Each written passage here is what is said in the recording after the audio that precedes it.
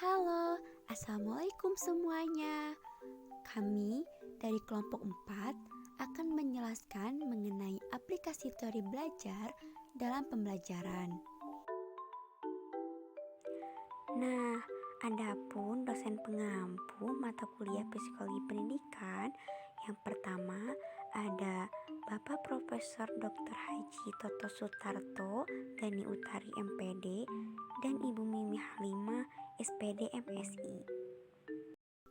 Sebelum lanjut ke materi, kita kenalan yuk sama anggota kelompok 4.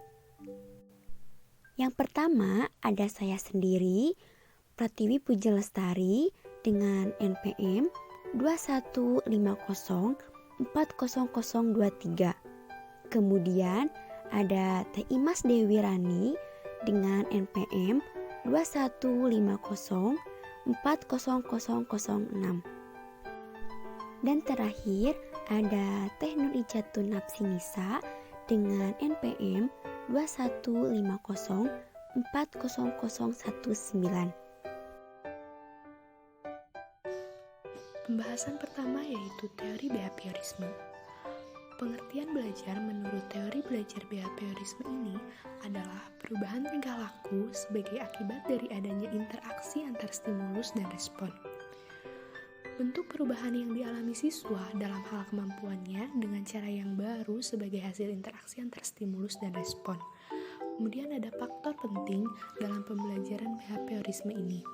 Yang pertama adalah masukan atau input yang berupa stimulus, kemudian ada keluaran atau output yang berupa respon, kemudian ada faktor penguatan, baik yang positif maupun yang negatif.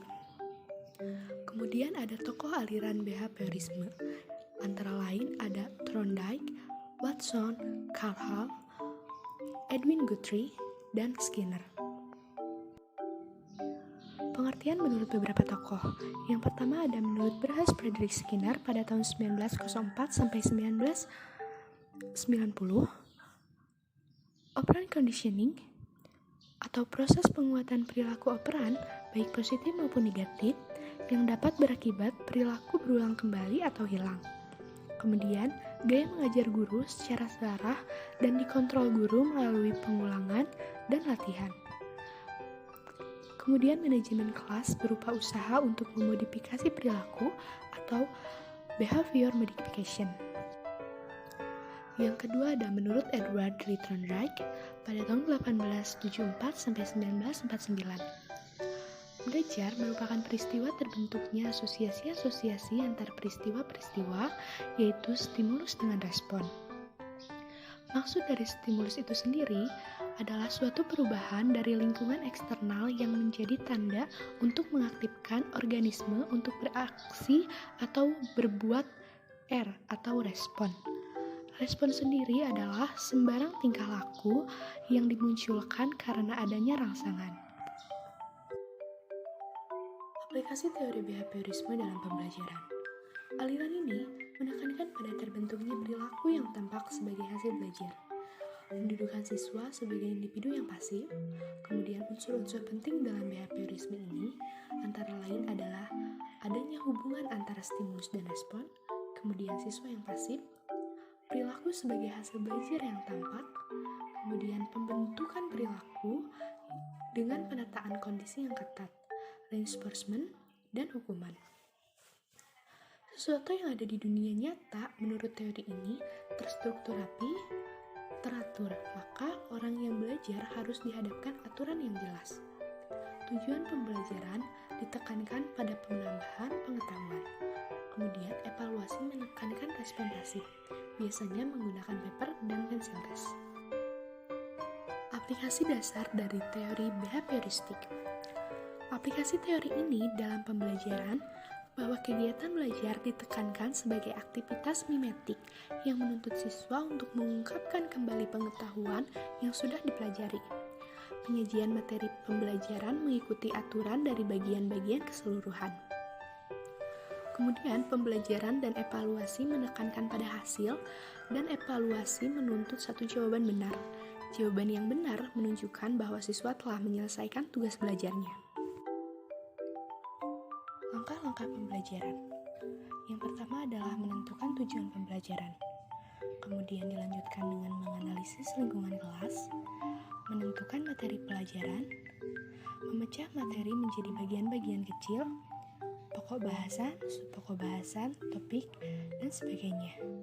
Kemudian menyajikan materi pelajaran, memberi stimulus, mengamati dan mengkaji respon yang diberikan siswa, memberikan penguatan atau reinforcement ataupun hukuman, memberikan stimulus baru, mengamati dan mengkaji respon siswa, kemudian memberikan penguatan lanjutan atau hukuman, dan yang terakhir adalah evaluasi belajar. Peran guru menurut teori behaviorisme. Yang pertama adalah menyusun bahan pelajaran dalam bentuk yang sudah siap, seperti modul, instruksi, dan lain-lain. Guru tidak banyak memberikan ceramah, tetapi instruksi singkat diikuti contoh-contoh dilakukan sendiri atau simulasi. Bahan pelajaran disusun sederhana menuju kompleks. Tujuan pembelajaran dibagi dalam bagian-bagian kecil yang ditandai dengan pencapaian suatu keterampilan tertentu. Pembelajaran berorientasi pada hasil yang dapat diukur dan diamati. Kesalahan harus segera diperbaiki. Pengulangan dan latihan digunakan supaya perilaku yang diinginkan dapat menjadi kebiasaan. Hasil yang diharapkan dari penerimaan teori behaviorisme ini adalah terbentuknya suatu perilaku yang diinginkan. Perilaku yang diinginkan mendapat penguatan positif dan perilaku yang kurang sesuai mendapatkan penghargaan negatif. Evaluasi atau penilaian didasari atas perilaku yang tampak. Kemudian ada peran siswa. Siswa harus berlaku sesuai instruksi, menirukan perilaku yang dicontohkan, mengikuti aturan-aturan yang ditetapkan, bila positif harus diulangi dan negatif harus dihilangkan. Kemudian, berlatih melalui pengulangan dan pembiasaan, menguasai keterampilan dasar sebagai persyaratan penguasaan keterampilan selanjutnya. Kelemahan teori belajar behaviorisme. Teori behaviorisme seringkali tidak mampu menjelaskan situasi belajar yang kompleks, sebab banyak variabel atau hal-hal yang berkaitan dengan pendidikan dan atau belajar yang tidak dapat diubah menjadi sekitar hubungan stimulus dan respon. Teori ini tidak mampu menjelaskan alasan-alasan yang mengacaukan hubungan antara stimulus dan respon, dan tidak dapat menjawab hal-hal yang menyebabkan terjadinya penyimpangan antara stimulus yang diberikan dengan responnya. Dari teori ini cenderung mengarahkan siswa untuk berpikir linear, konvergen, dan tidak kreatif, serta tidak produktif.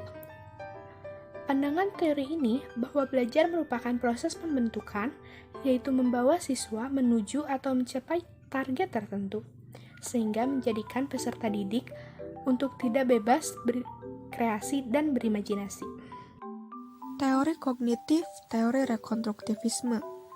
Pengertian teori kognitif merupakan kemampuan intelektual yang terdiri dari pengetahuan, analisis, penerapan, sintesa, hingga evaluasi. Ketika proses kognitif belajar dapat berjalan dengan normal, maka penyimpanan informasi dan pengetahuan bisa bekerja secara baik ke depannya. Begitu sebaliknya, bila proses kognitif berjalan tidak sesuai aturan, pasti akan terjadi masalah belajar. Teori kognitif menurut Wolfgang Kohler tahun 1887 sampai 1959. Insight adalah pengamatan atau pemahaman mendadak terhadap hubungan antar bagian di dalam suatu situasi permasalahan. Insight ini sering dihubungkan dengan pernyataan aha. Kohler menyarankan bahwa pemecahan masalah melibatkan penggabungan mental dan menggabungkan kembali berbagai elemen masalah sampai struktur yang memecahkan masalah tercapai. Teori konstruktivisme menurut John Dewey tahun 1856 sampai 1952. Belajar harus bersifat aktif, langsung terlibat, berpusat pada siswa atau SCL, Student Centered Learning, dalam konteks pengalaman sosial. Kesadaran sosial menjadi tujuan dari semua pendidikan, guru bertindak sebagai fasilitator. Konsep teori kognitif. Siswa adalah pembelajar yang aktif. Belajar adalah proses menemukan insight berupa aha dan memperoleh penyelesaian masalah atau problem solving. Guru merupakan pendamping, teman diskusi serta fasilitator yang memberikan alat belajar, memanipulasi situasi dan kondisi belajar sehingga siswa bisa belajar sendiri. Kegiatan belajar berupa to explore, to manipulate, to experiment, to question, and to search out answer for themselves. Activity is essential. Fasilitas berupa laboratorium, lokakarya, dan teknologi yang mendorong interaktivitas seperti multimedia, hipermedia, dan virtual reality.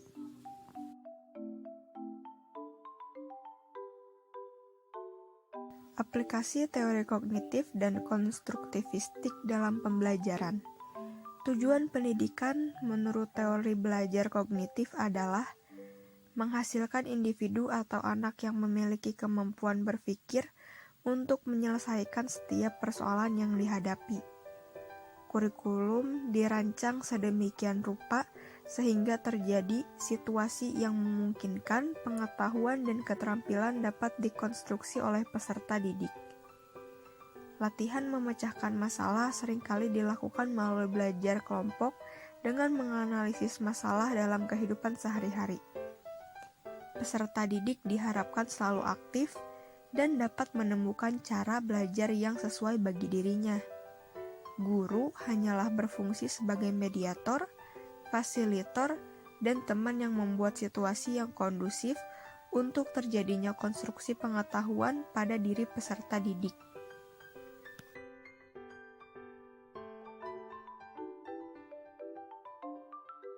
Teori belajar bermakna. Pengertian belajar bermakna merupakan suatu proses dikaitkannya informasi baru pada konsep-konsep yang relevan yang terdapat dalam struktur kognitif seseorang. Dalam belajar bermakna, informasi baru diasimilasikan pada subsum-subsum yang telah ada. Ausubel membedakan antara belajar menerima dengan belajar menemukan. Pada belajar menerima, siswa hanya menerima, jadi tinggal menghafalkan. Sedangkan pada belajar menemukan, konsep ditemukan oleh siswa, jadi siswa tidak menerima pelajaran begitu saja. Selain itu, terdapat perbedaan antara belajar menghafal dengan belajar bermakna. Pada belajar menghafal, siswa menghafalkan materi yang sudah diperolehnya. Sedangkan pada belajar bermakna, materi yang telah diperoleh itu. Prinsip teori belajar bermakna. 1. Belajar superordinat selama informasi diterima dan diasosiasikan dengan konsep dalam struktur kognitif atau subsumsi, konsep itu tumbuh dan mengalami diferensiasi. Belajar superordinat dapat terjadi apabila konsep-konsep yang telah dipelajari sebelumnya dikenal sebagai unsur-unsur dari suatu konsep yang lebih. Penyesuaian integratif atau rekonsiliasi integratif.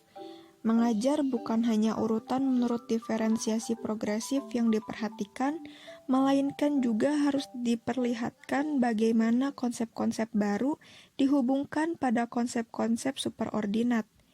Guru harus memperlihatkan secara eksplisit bagaimana arti-arti baru dibandingkan dan dipertentangkan dengan arti-arti sebelumnya yang lebih sempit, dan bagaimana konsep-konsep yang tingkatannya lebih tinggi sekarang mengambil arti baru. Prinsip teori belajar bermakna, pengaturan awal atau advanced organizer, mengarahkan para siswa ke materi yang akan dipelajari dan mengingatkan siswa pada materi sebelumnya, yang dapat digunakan siswa dalam membantu menanamkan pengetahuan baru. Diferensiasi progresif.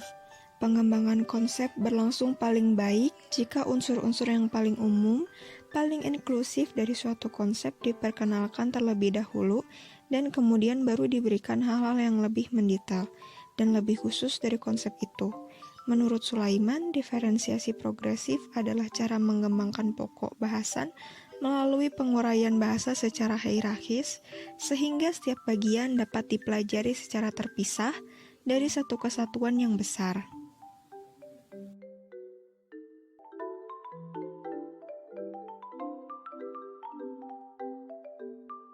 Langkah-langkah belajar bermakna menurut Ausubel. Cara pembelajaran bermakna dengan menggunakan peta konsep. Yang pertama, pilih suatu bacaan dari buku pelajaran. Kedua, tentukan konsep-konsep yang relevan.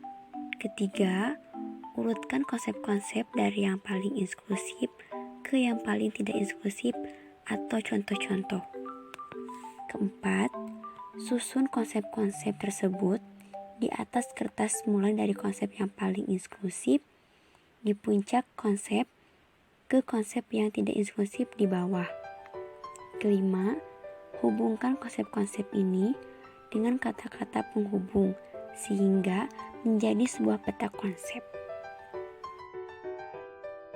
Langkah-langkah belajar bermakna menurut Ausubel. Langkah-langkah belajar bermakna menurut Ausubel. Yang pertama, menentukan tujuan pembelajaran. Yang kedua, melakukan identifikasi karakteristik siswa atau kemampuan awal, motivasi, gaya belajar, dan sebagainya. Ketiga, memilih materi pelajaran sesuai dengan karakteristik siswa dan mengaturnya dalam bentuk konsep-konsep inti. Keempat, menentukan topik-topik dan menampilkannya dalam bentuk advance organizer yang akan dipelajari siswa. 5. Mempelajari konsep-konsep inti tersebut dan menerapkannya dalam bentuk nyata atau konkret. 6. Melakukan penilaian proses dan hasil belajar siswa. Aplikasi teori belajar bermakna dalam pembelajaran.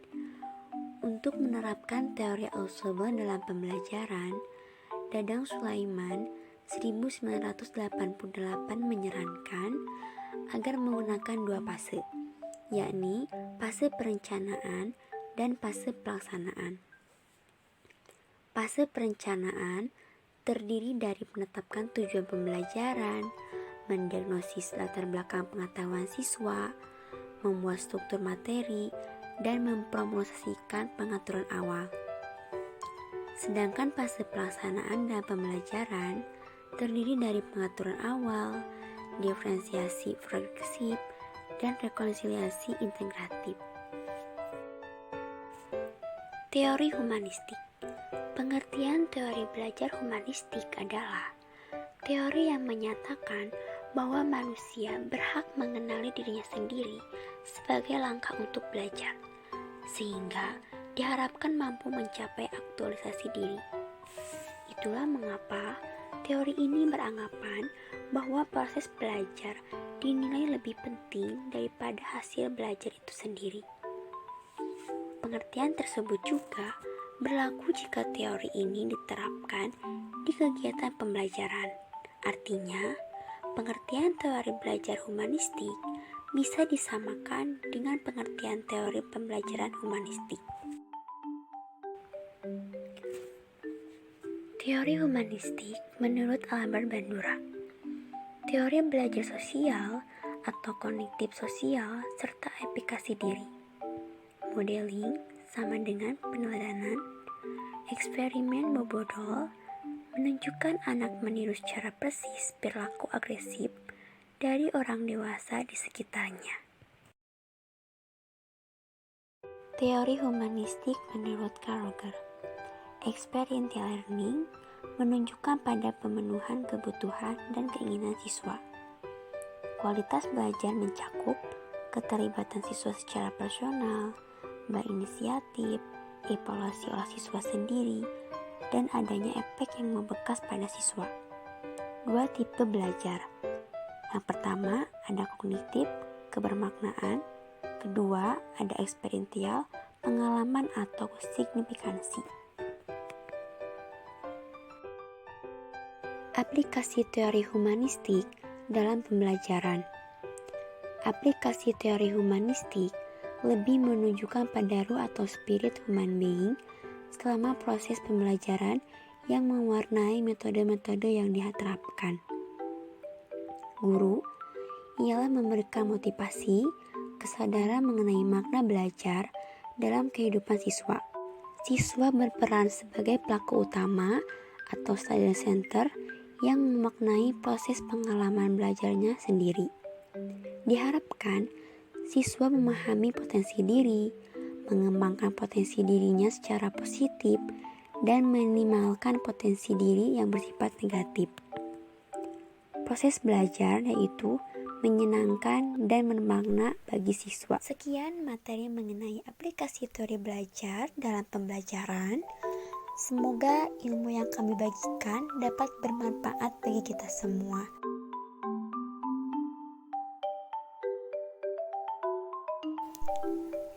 Dan mohon maaf apabila ada kesalahan dalam penulisan maupun pengucapan. Terima kasih atas perhatiannya. Wassalamualaikum warahmatullahi wabarakatuh.